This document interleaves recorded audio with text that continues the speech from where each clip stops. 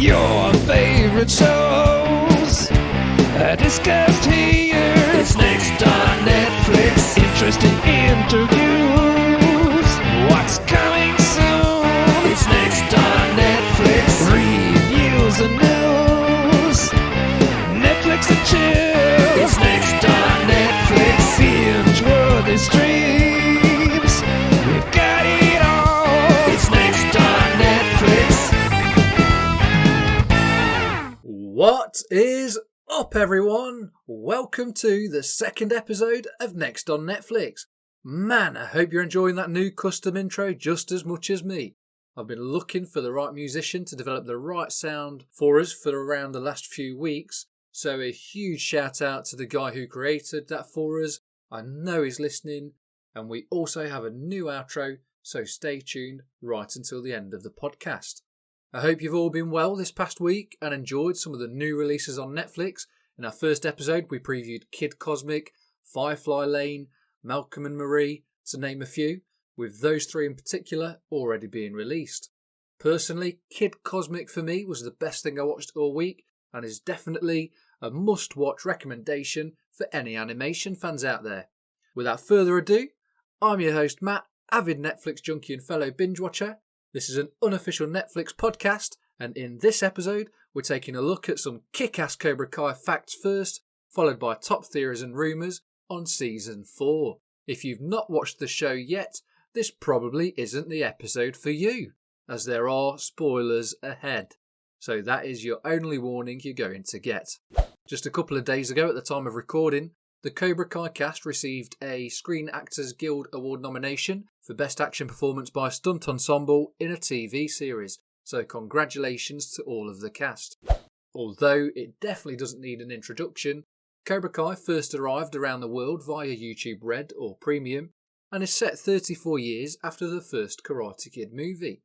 Of course, the series is now on Netflix, thankfully, because it's got a lot more eyes on this incredible show. It's also meant a bigger budget for the recent Season 3 and the upcoming seasons.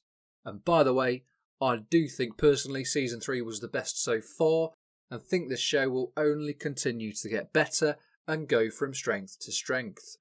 Without further ado, strike first, strike hard, no mercy. Let's do this. John Hurwitz and Hayden Schlossberg are the duo behind Cobra Kai as co-creators and showrunners. They were also both behind the Harold and Kumar movies. The two pitched the idea of Cobra Kai to William Zabka over lunch alongside Josh Held, who created Hot Tub Time Machine and knew Zabka from writing a cameo for him in that movie. On top of that, John recently tweeted that back in 2017, when they were on the pitch trail to sell the series, they randomly grabbed meals at a couple of restaurants near their meetings, with one of the drinks menus featuring a cocktail called Miyagi Mule. Now that's either a sign or a bloody brilliant coincidence. I'll let you decide that one.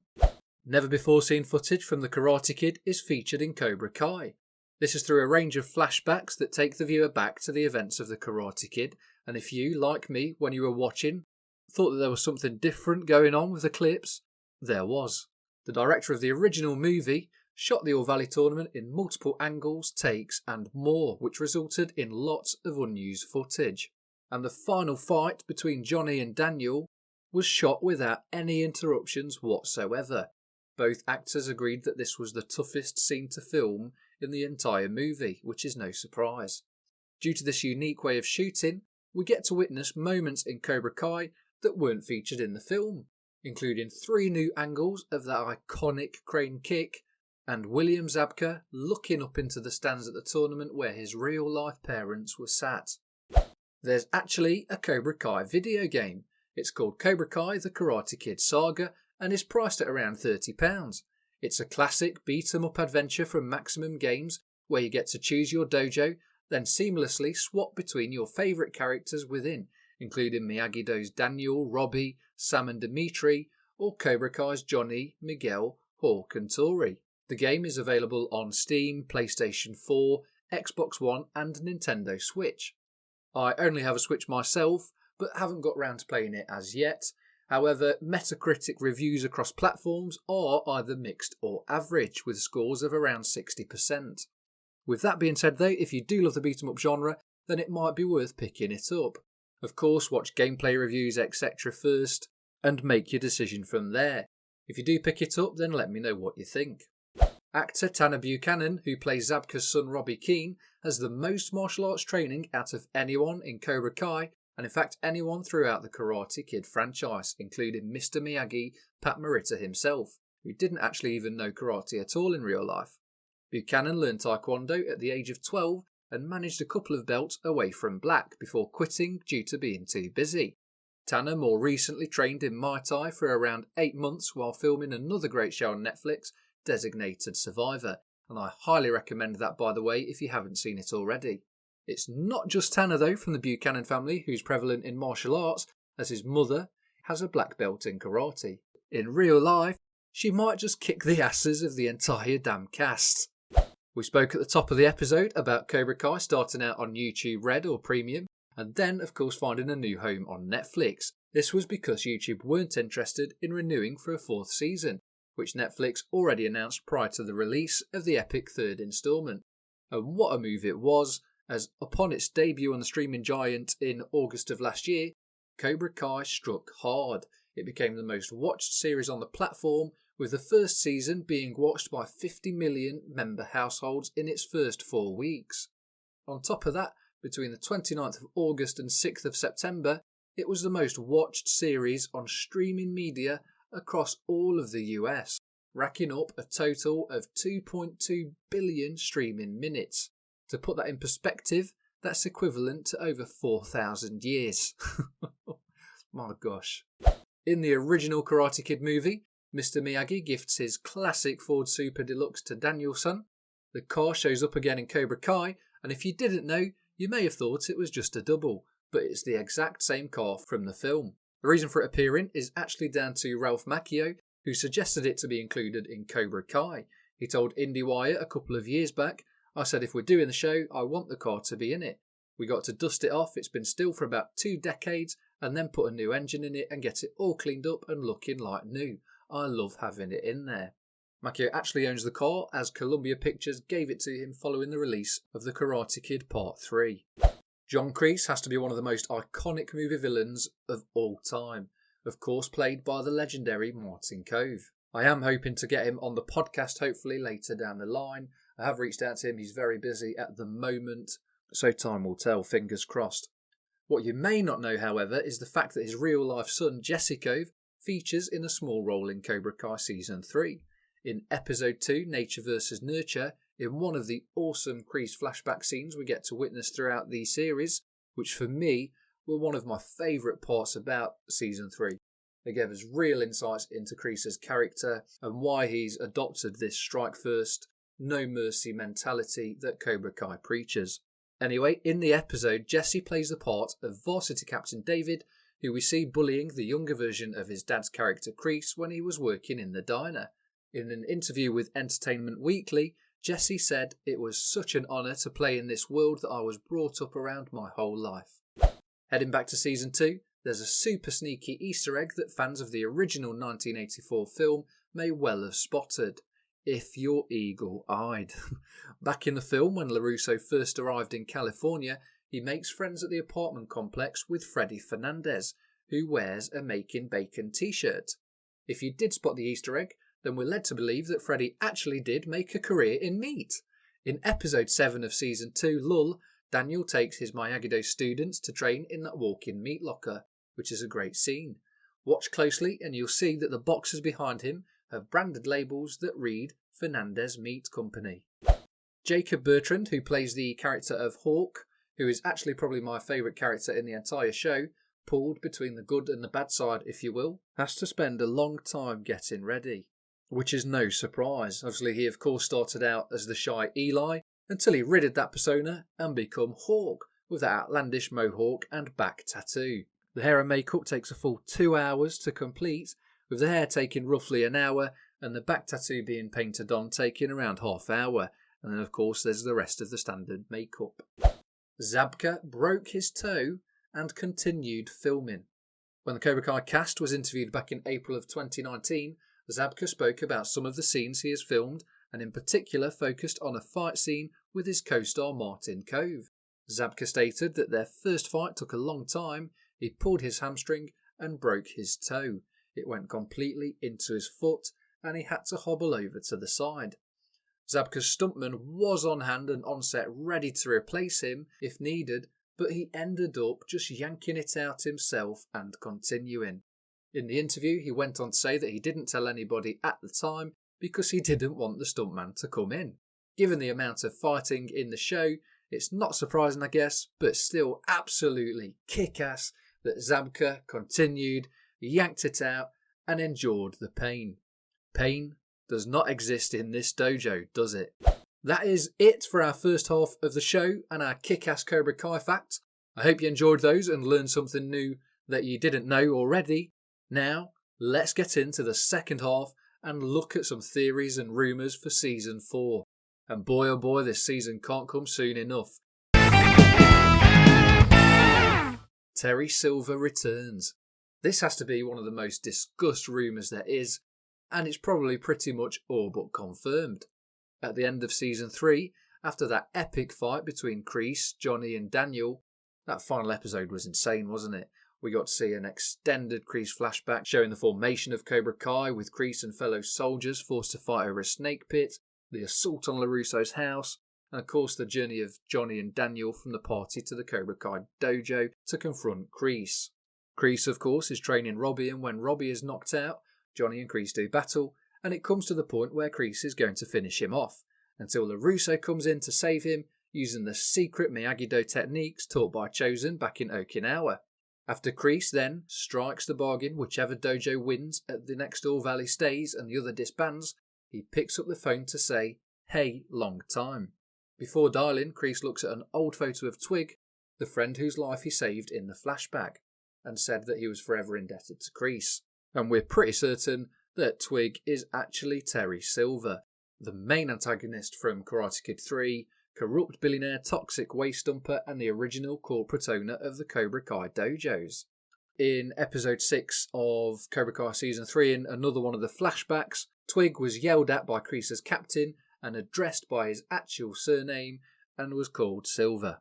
The call at the end could just be another bait and switch from the showrunners, I guess, but all roads are definitely leading to the return of the corrupt billionaire. I guess with Johnny and Daniel teaming up, Kreese has got to level the playing field, although he definitely doesn't play fair. Johnny and Daniel fall out again, with Johnny and Daniel joining forces at the end of Season 3, thanks to Ali Mills helping broker a truce, and of course to team up to take down Cobra Kai once and for all. Combining Eagle Fan Karate with Miyagi-Do, it's certainly not going to be a smooth ride. Throughout the show, every time the two seem to be getting on, they fall out again. With the two completely different teaching styles as well, there just has to be some kind of falling out, disagreement, or fight breaking out between Eagle Fang and Miyagi-Do, or another fight breaking out between Johnny and Daniel. Who knows? I can't wait though. Will they still be classed as two separate dojos? If they do decide to just go for one name, I do hope they keep the Miyagi-Do name. On the naming actually, I was actually speaking to an old friend of mine last week, and he had a pretty good idea if they did decide to come up with a new name. His idea was Akami Fang. Of course, taking the Fang from Eagle Fang, and Akami meaning wolf in Japanese, symbolising the joining of the two dojos as a pack. Will Johnny and Carmen finally get together officially in Season 4?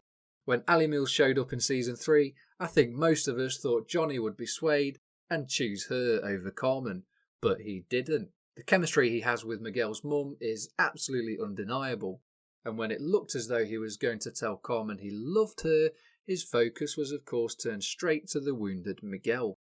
It is definitely only a matter of time before Miguel's mum and the sensei are in an official relationship, although it is very, very likely that there's going to be further roadblocks ahead during Season 4 that prevent this from happening. Karate's bad boy makes an entrance, with Terry Silver very likely to return. Could it mean that we get to see another familiar face in Karate's bad boy, the extremely aggressive and intimidating Mike Barnes? He's of course another antagonist in the Karate Kid 3 and LaRusso's main rival in the film. He's hired by Silver in the film to defeat Daniel in the All Valley for a part ownership in the Cobra Kai dojos. Barnes does give Daniel absolute hell over the course of the film, but he still ends up succumbing to the 1984 All Valley champ. If Barnes and Silver both enter season 4, then Kreese definitely has the advantage. So if that is the case, who could Daniel and Johnny call for more help? Possibly Chosen? Is Hawk really good? As I referenced earlier in the show, Hawk is probably my favourite character. He started off, of course, with the blue mohawk and it was dyed red. Now he's left Cobra Kai and is back with Johnny. Will he dye his hair again? It could go back to blue or could possibly go purple, which would symbolise kind of a balance between the blue and the red. I have a feeling that Hawk is playing the role of a double agent, almost, and is spying for Kreese. He's had some pretty dark moments, and we know just how manipulative John Kreese can be, so it wouldn't be out of the question. The next Karate Kid. We've already spoke about potential returning faces in Season 4 with Terry Silver and Mike Barnes, but we may get to see Hilary Swank, who played the role of Julie Pierce in the next Karate Kid, return to the Miyagi-verse. According to co-creator and showrunner John Hurwitz, it's already been discussed. Here's what he said on the possibility. In our writer's room, we speak about literally every character that has appeared in the Miyagi-verse, so it's obvious that we've spoken about Julie Pierce. As to whether or not she'll return to the series, that's something you'll just have to wait to find out. So definitely a bit coy with those comments, but he's bound to be, isn't he? Sam versus Tori. The rivalry continues. Probably the most fierce rivalry in Cobra Kai has to be that of Tori Nichols and Sam LaRusso. This is definitely going to continue in Season 4. It just keeps heating up between these two, and there's no telling how it's going to end. It definitely won't be nicely, that's for sure. These two could meet in the next All Valley tournament, possibly even the final, but it's likely that they'll do battle many a time before this. If the rumours of potential Cobra Kai spin-offs also come to fruition, we could get a show where Sam has her own dojo later down the line, and Tori is a rival throughout, mirroring Danielson's rivalry with Johnny. It does seem like the LaRusso family attract arch enemies without even trying, but Sam did dislike Tori instantly and was the first to actually initiate hostility when she saw Tori hanging out with her best friend Aisha. It of course has gone way too far and was the reason that the brawl broke out at the end of Season 2 that left Miguel hospitalised. I do love both of these characters, Sam and Tori, and I can't wait to see how their rivalry arc develops in Season 4, and also who knows, we may get introduced to Tori's father. Could it even be Mike Barnes? Cobra Kai never dies. The conclusion of Cobra Kai Season 3 saw Kreese making that statement for the next All Valley. Whichever dojo wins the All Valley stays, the other disbands. This sets up the return of the tournament for the upcoming season, especially after it being absent from Seasons 2 and 3. And it's the most important All Valley yet, with the stakes incredibly high. If Cobra Kai wins, Miyagi-Do and Eagle Fang disband. Kreese has definitely got some tricks up his sleeve, we know this, and with the likely return of Silver, possibly even Barnes as we've discussed, it's certainly going to be intriguing. I do have a feeling, and I hate to say it, that Cobra Kai are somehow going to get the win in the All Valley, as according to Macchio, there's plans for 6 seasons in total. Season 4 ending dark with Cobra Kai victorious will only make follow-up seasons all the more interesting. Whatever does happen in the All Valley is going to be wild for sure. It might be the bitter Sam versus Tori rivalry that we've already spoke about in the final. It could be Miguel versus Robbie, although we'll have to see how Miguel's injury comes into it. Could even be Robbie versus Sam. Like I say, whatever, it's going to be epic. And that is it, guys, for our Season 4 theories and rumours.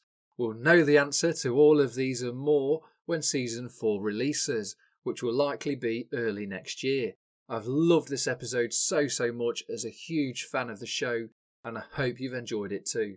The more I talk about it, the more I can't wait for the next instalment, and the continuation of this amazing story. In the meantime, I guess we'll have to keep rewatching the first 3 seasons and keep theorising. Thanks so much again for listening today, everybody. We'll be back next week with another episode similar to the first episode we released, where we're going to preview what's coming to the streaming platform again, along with the latest news such as Sonic Prime, and we'll take a look at what's leaving. I wanted to say that our website is officially in the works, and I want to make it a hub almost for everything Netflix, with original and curated content. At the moment, nextonnetflix.com goes to our link tree with links to our main podcast platforms such as Spotify and Apple Podcasts, and links to our social media channels. And if you're thinking of getting some streaming gadgets or sweet Cobra Kai merch and would like to support this podcast, then please take a look at our Amazon affiliate links, which I've dropped in the episode description. It would be massively appreciated. One final note, remember, this is the place to be for all things Netflix. Happy binge watching. Get ready for that outro. Goodbye. Catch you next time. This is